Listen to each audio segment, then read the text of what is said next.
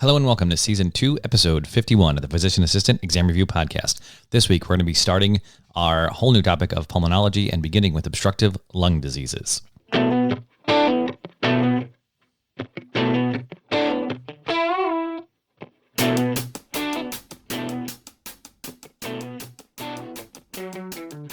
My name is Brian Wallace. I'm the host and creator here at physicianassistantexamreview.com, where you can find all the notes and information, the old podcasts, everything, the notes on all these shows, everything that you're going to want to find is located over on the website, www.physicianassistantexamreview.com. I'm so excited to be here today. In particular, we're starting pulmonology, a whole new topic in season 2. So we're really getting through the material. I'm getting it much more cleaned up than it was in the first season. A little bit of time invested in this has improved the quality, I think, over time. So I've been taking down a lot of the old stuff because it's awful and trying to just clean it up and make everything a lot easier for you guys. Now you understand clearly, and I want to make sure I always emphasize this. This show is not designed for teaching you how to practice medicine. That's really not the goal that I have in producing this show. What the goal I have in producing this show is to get you to pass your tests, right? Get you to improve your scores, pass your PANRE, pass your PANCE, get you to be a better test taker, a better learner, a better studier, a better rememberer, all those things. Those are my goals, not to have you be the best clinician, not to have you be the best practitioner. All those things will come with a lot of the things I talk about and a lot of the things we cover here, but that is not the goal of this program. So if you're looking for that kind of stuff, you're going to be disappointed. My goals are to get you to pass your exam and picking out the things that are most important for your exam, not necessarily for your everyday practice, that sort of stuff. And that's what we cover here. And I talk about that in particular because I had a few people email me this past week in frustration that they've not been able to pass their exam, or they're extremely fearful after taking a couple practice exams about what they're going to do. And I want to take some time at the end of the show today and talk about that. But before we do that, let's get started with pulmonology and start with our obstructive lung diseases. And we'll start with our priming questions, the things that get you started, the things that get you going a little bit to get that brain working. I want you to stop and think for a minute about each of these. Even if you don't remember them, take just a second, try to process them. Anything you can do to drudge up a little information in that brain of yours will help to prime it to get you ready to remember what's in the show today and help you to pick out the information that's coming. So define... Hold on one second. We have gotta hit the buttons. Define FEV1 and what does it stand for? Define FEV1 and what does it stand for? What puts a patient in the mild persistent asthma category? What puts a patient in the mild persistent asthma category? And is FEV1 up or down in asthma? Is FEV1 up or down? Is FEV1 up or down in asthma? And what about COPD? All right, so that's going to be the bulk of what we covered today. We're going to start with obstructive lung diseases. I just think it's a nice place to get a jumping off point. Surprisingly, as I'm looking at it, there's not a ton of volume in pulmonology. There actually felt like there was more topics in dermatology than there are in pulmonology, but pulmonology makes up 10% of your exam. So we're going to give it as much as we possibly can here. So we're going to begin with spirometry, which is, it's a way of testing pulmonary function. Okay. So it measures volume and speed of exhalation and inspiration. And I didn't understand spirometry. It took me a long time. And, like all these tests and all these things. I couldn't picture it. Everyone's like, oh yeah, what's the FEV1? We measured it with the spirometer. We did this. I didn't get any of that until I actually saw it, until I observed it. It takes, maybe I'm a little slower learner than some of you out there, but it takes me a little bit. I have to see it. I have to grasp it before it sticks. And this was one that I was just pure memorization. I had no clue what this test looked like. It's like send them for a CAT scan, but if you don't know I like to see what the CAT scan machine looks like. I like to see what the patient goes through to get the thing done. That really helps me to retain it. And it was the same here. I was very fortunate that one of my professors ran a small company that did health screening on firefighters and policemen while I was in PA school. I think it was policemen also, definitely firefighters. And we would go in, and he was the PA, and he would do the physicals. And then as students, we would do things like take blood pressures, do the pulmonary function testing, there's a thing you could do to test if their masks fit appropriately. A couple different things that we were able to do as students that made the whole process a lot quicker and faster. And one of the things was we would do these pulmonary function tests, and that gave me a really good idea of how they work and what happens. And if you have never seen it before, just pull it up on Google and take a look at it. I think it'll really help. A quick video, short video. It really is just a machine that you breathe in and out through, and it measures airflow. And you can get a lot of information from that. It's pretty straightforward, pretty simple. But again, for me, until I wrap my head around it, it's tough to recall. So anyway, with the spirometry, with the pulmonary function testing, we can measure a couple things. And these will help us, especially with diagnosing obstructive lung diseases. So let's start with total lung capacity.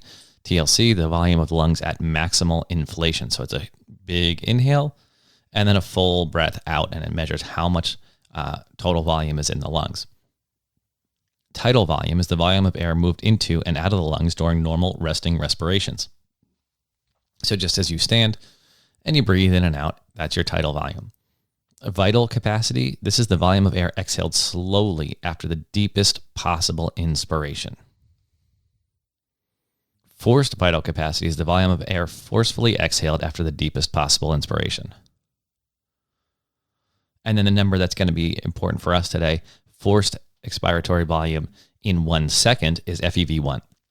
So this is the volume of air which can be exhaled after 1 second of forced expiration. So this is a deep breath in and then blowing out as hard as you can for 1 second. And then peak expiratory flow rate is the highest airflow rate during forced expiration. So during that FEV1, what's the airflow rate? And those are all things we can measure with pulmonary function testing and get a better idea of how well the lungs are working, how healthy they are, how much room there is in there, if they're obstructed or not, right? So when we say obstructive lung disease, an obstruction is just something in the way, right? So if you have an obstruction, the pathways are blocked. It's harder for air to flow.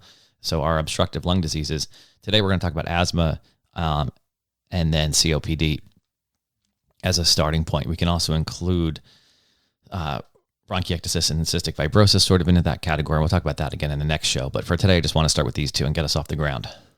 So let's start with asthma. Asthma is pretty straightforward. Most of us can wrap our heads around it. We knew someone with asthma. We had asthma as a kid.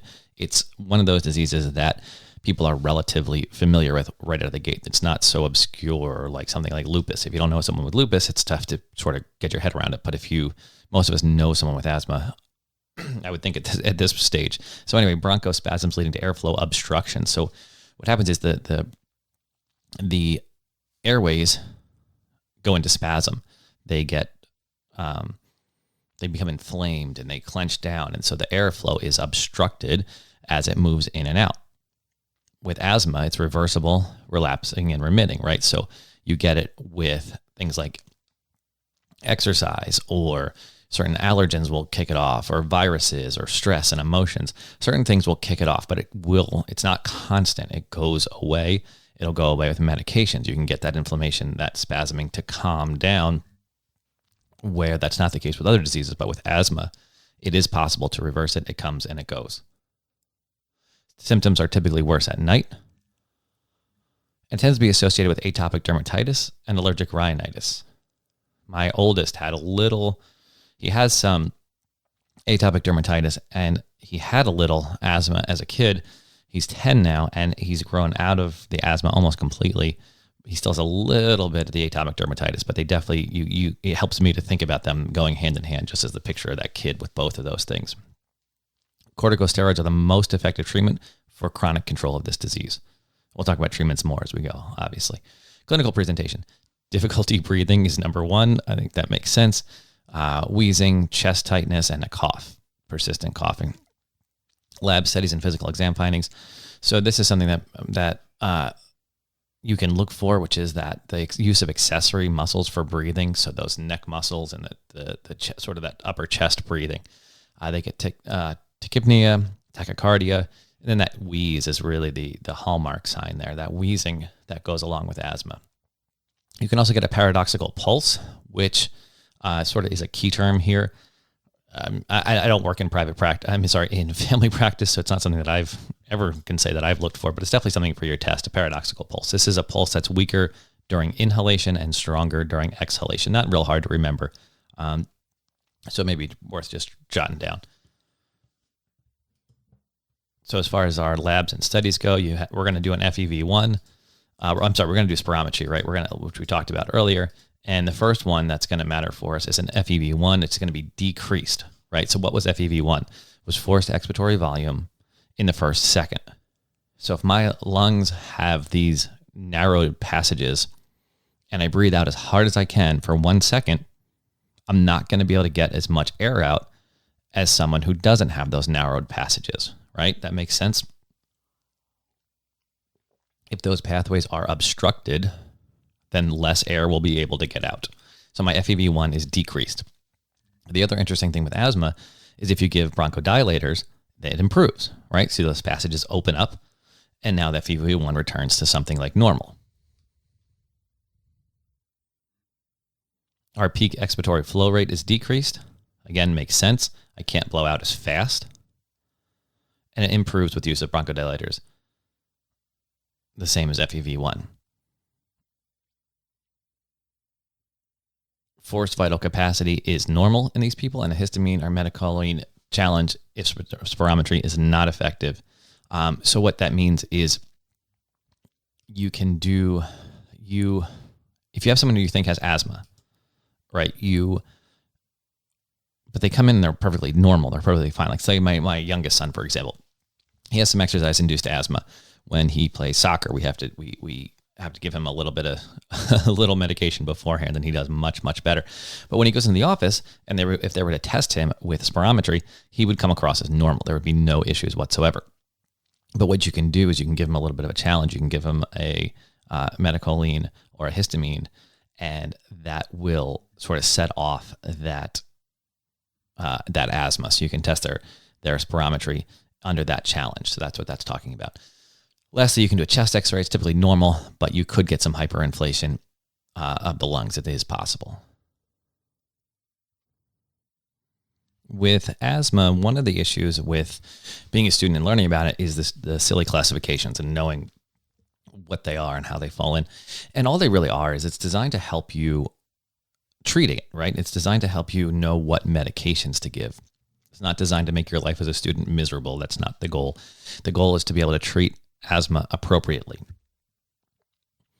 So the classifications are intermittent, mild persistent, moderate persistent, and severe persistent, right? So we have every once in a while, most of the time, but not too bad, most of the time, but kind of bad, and all the time and really bad.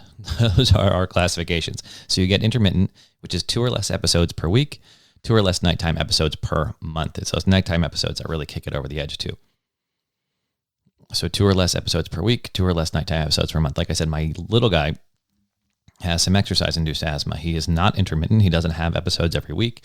He clearly has episodes when he runs, when he does things outside, when he's active. And for that, he just gets a little albuterol before exercise, and he's completely good to go.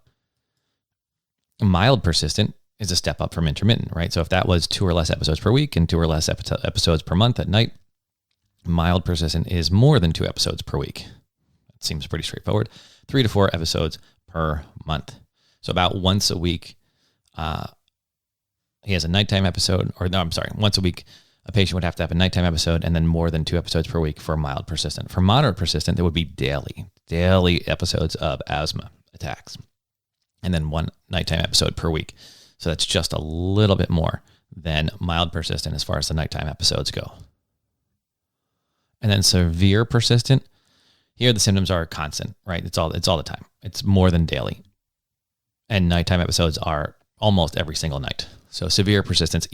So one of the things I try to point out, and I'm going out of my way in this month's edition, the August edition that'll be August 2019, edition of the Physician Assistant Exam Scholars newsletter, is to point out to you how I address this sort of stuff, how I look at these more difficult topics for people to remember, what I study so that I can pass my test, what I look for, how I do it. So I'm going to give you a quick insight here. Classifications of asthma. So what I would do, I have these four categories for asthma that I have trouble remembering. Either end is easy to remember of a list, right? So severe persistent is super easy to remember. Symptoms are all the time, and it's a nighttime episode almost every single night. That's very easy to retain. The beginning of the list is intermittent, so 2 or less episodes a week. So not that often, maybe once or twice a week, and once or twice a month, right, at night. Pretty simple. That's 2 out of 4. That's 50% now I have memorized. The other 2 are almost like splitting hairs because it's 3 to 4 nighttime episodes a month for mild, and it's 1 nighttime episode per week for persistent. Well, 3 to 4 is almost once a week, so that's kind of the same. The difference is one has daily episodes during the day, and the other has more than 2 per week. So how I would approach this is to remember that severe is all the time and every night. Intermittent is not that often and maybe once or twice a month at night. And the difference between mild and moderate persistent is daily versus every couple of days. And that's how I would retain those. I wouldn't, most people will spend hours and hours and hours trying to memorize each one of those. Don't do it that way. Look for the things you can remember best first and then move on. And like I said, that's really, I in this month's edition of the newsletter, I'm covering this idea with cardiology and going through some of the more important aspects of cardiology and doing just that and showing you exactly how I would do that, which incidentally is, this is going out on the 30th, and the last day to subscribe for that issue is the 31st. So if you jump on it, you'll still be able to get in and get that one, but only if you do it today or tomorrow at the latest. Treatment for asthma. Preventive care is number 1. Remove allergens or triggers. Pet dander, especially cats. Keep pets out of the bedroom. So if you have cats sleeping on your bed and you have asthma, that's a disaster. Animals got to stay downstairs, away from bedrooms if at all possible. If you have asthma, it's just completely insane to have them in your room, in your bed. It makes the nighttime episodes a million times worse. So you're also going to be looking for dust mites, mold, and cigarette smoke, those sort of things, anything that's going to trigger that asthma. You're going to want preventative care. If you can keep it from happening, obviously that's so much better. For chronic treatment, mild intermittent is going to be short-acting beta-2 agonist, so a little albuterol. Mild persistent, you're going to get short-acting beta-2 agonist and a daily use of low-dose inhaled steroid.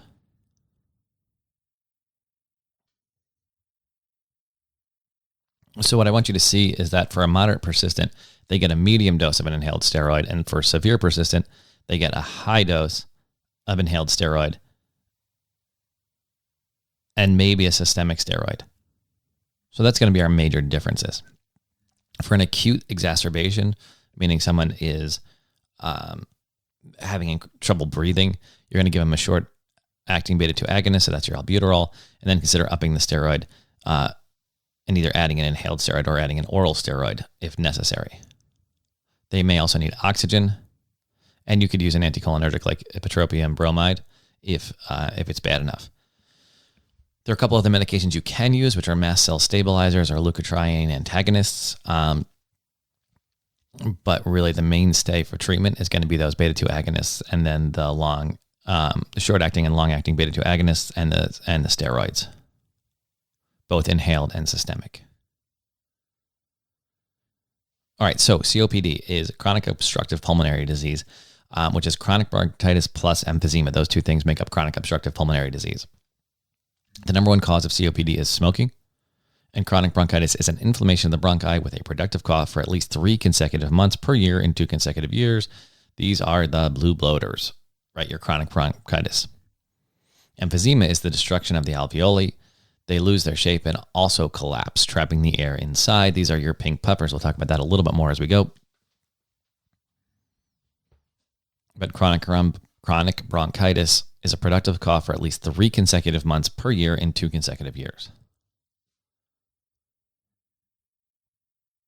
Emphysema is the destruction of the alveoli, and we'll get into a little bit as we go. Clinical presentation. This is a chronic cough. In bronchitis, it's productive. In emphysema, it's dry. In both cases, we get shortness of breath, wheezing, fever, chest pain.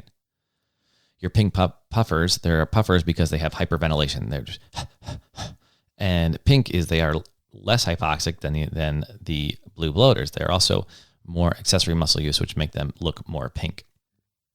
Your blue bloaters are blue because they're more hypoxic, and they look bloated because there's more air trapping, larger volume of air, and that's where you get that barrel-chested shape from in your chronic bronchitis people. So they have diminished breath sounds. In chronic bronchitis, you may hear rhonchi. In emphysema, you definitely get that diminished breath sound because those alveoli have been destroyed. You get wheezing. You can do a sputum grand strain and culture just to make sure there's nothing else going on. For pulmonary function tests, FEV1 is decreased. FEV1 over FEVC, FVC is reduced. Lung volumes go up due to air trapping, not down. Chest X-ray could show hyperinflation because, again, you get that air trapping going on. You get a flattened diaphragm, again, from the air pushing down on that diaphragm. And you may want to get a CAT scan to show all that. The major treatment here is stop smoking. And you may need antibiotics due to repeated infections secondary to all this nasty junk getting stuck in there. Short-acting beta-2 agonist, that albuterol, will help open up those passageways. But again, you've destroyed some of the passageways. Anticholinergics like ipratropium, inhaled steroids will help. Oral steroids may help. And then oxygen is the only medication that changes the course of severe COPD. So these people need to be on oxygen. And that's what's going to help them. Nothing else shows long-term benefits. It helps them feel better, but the long-term benefits come from COPD. I'm sorry, come from oxygen, come from having oxygen. All right, so that's as far as I want to go today with asthma and COPD. I don't want to get too much further along in pulmonology. I think that's a lot to swallow, a lot to take in. So let's just hold up there for a little bit. The study tip for today, I want to pause for a minute and talk about something that sort of happened this week, and I want you to take advantage of some things. And I'm a little frustrated, and I get it. So let me just jump in. I got several emails this week in particular, and I usually get these fairly often, but I got a couple this week. Let me just read through them. I tried to remove as much information that would pinpoint the individuals as possible and just sort of give you the feel of it. Thanks for the great podcast. I took the PANCE, and I missed the cutoff by 2 questions. I was devastated. I went to a review course, and I studied, and then again, I wound up with the same score.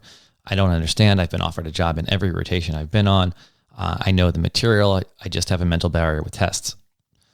My patient contacts and hand-on skills are great and much better than my classmates from all my experience, but all of my classmates are much better test takers than I am. Someone else wrote in and said, I've been a PA for a while, and I failed my PAN-RE twice now.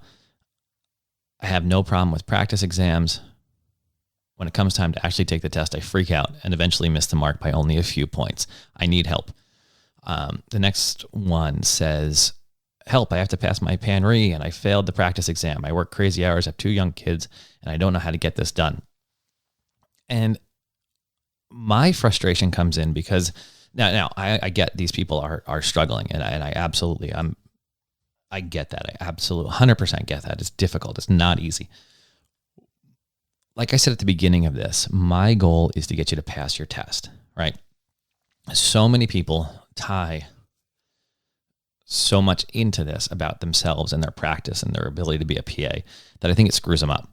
I think they're so concerned that this is a referendum on their personality and their ability to be a physician assistant.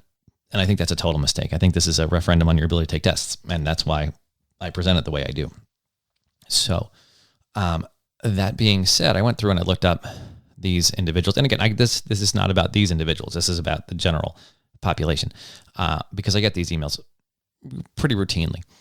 And I went and I looked up these 3 individuals, and one of them just signed up for my email list the day that they sent this in, which is great. I'm so happy that they did. None of these individuals have gone ahead and moved into any of the other material that I've offered. What I mean by that is none of them have signed up for the newsletter. None of them have signed up for the Maximize Your Time and Efficiency course. None of them have signed up for the No More Anxiety course. All of those things are ways that I present the exact information that they're asking for in clear, concise ways. I do the emails, I do the podcast, all of that stuff is completely 100% out there. It's also, you can follow it all on the website. All the old emails are on the website, or at least a lot of them are, where a lot of this information is contained. But if you want it clear and concise and just broken down, I have those other paid products that do that for you. And I know this sounds a little bit self-serving, but at this point, there are over 10,000 people downloading this podcast every time, right? A little bit more than that. And the community is growing and growing. I don't have the ability to do one-on-one coaching. I don't have the ability to do one-on-one or to answer every one of these emails with a detailed response. It doesn't work. So what I do instead is I write the newsletter. What I do instead is I put a course together on how to handle this. And I know sometimes money is an issue and it's a little tight, but on the other hand, for the past year, I've offered the newsletter and the No More Anxiety course on how to take tests and not be nervous and not have this happen to you. And that has been a $25 fee. I don't think that's asking a whole lot. I think that's asking for a little commitment up front to get that done. So I get that it's not always easy, but in my mind, the steps to take are available to you. I've put together as clearly and concisely as I can all that information in those places. And it really, really is there. So as much as I would love to take the time to individually go through it with everybody, it just isn't feasible. It doesn't make a lot of sense.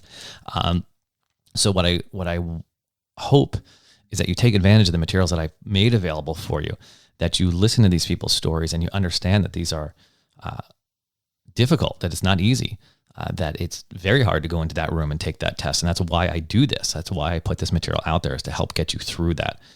So please, please, please just start taking advantage of the stuff that's out there. Read through there's tons of information as far as all this goes that I've put out there with absolutely no charge between the podcast and all the study tips I give in that and the emails. But if you want to speed it up, if you want to make it quicker, if you want to get a more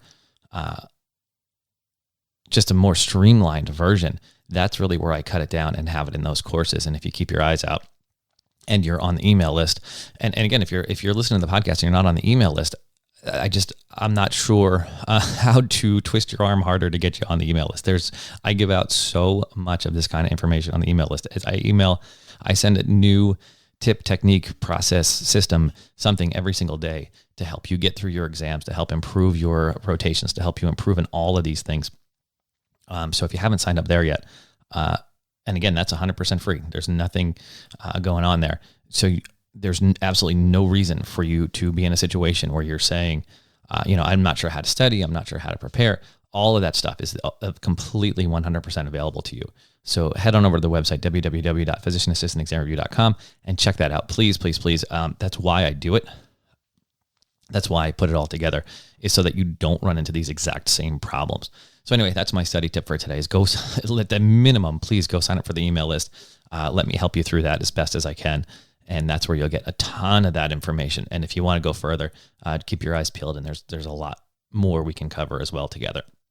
In particular, like I had said earlier, the newsletter, which goes out tomorrow.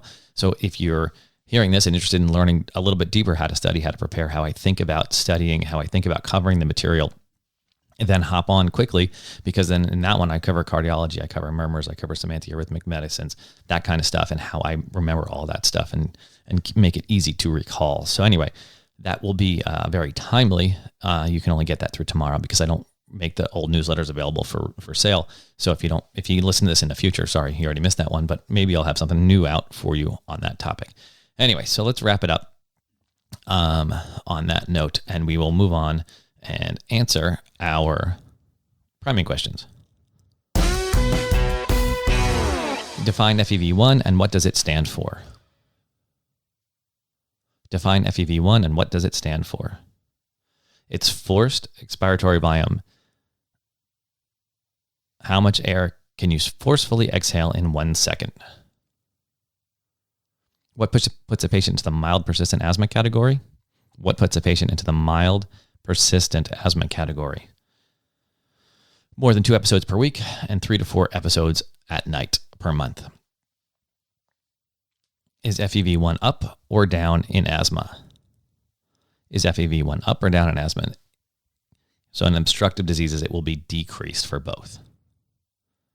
All right, so that'll take us out for our opening show on pulmonology. I think that this is a great place to start and a great place to focus a lot of attention because, again, it's 10% value of your test. So you have a lot of room to get these right, a lot of places you want to pick these up. I know that I focus more on the diagnoses than I do on the treatments because I believe strongly that for passing your test, the diagnosis is far more important. It's rare that they will give you the diagnosis and just ask for the treatment. They will, but a lot of times I find that they're looking for the diagnosis or they're looking for both the diagnosis and the treatment.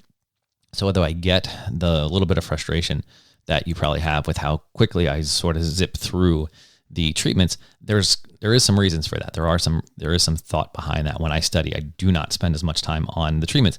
Now I understand, again, like I said in the beginning, this is designed to pass your test. This is not designed to get you to be the best practitioner ever. So in your practice, it's much more important to understand the treatments. For your test, it's imperative that you understand the diagnosis, and it's really helpful that you understand the treatments, but the weight is not the same in my opinion. So anyway, let's let that take us out, and I will talk to you again in just a couple weeks. Take care and enjoy the rest of your summer.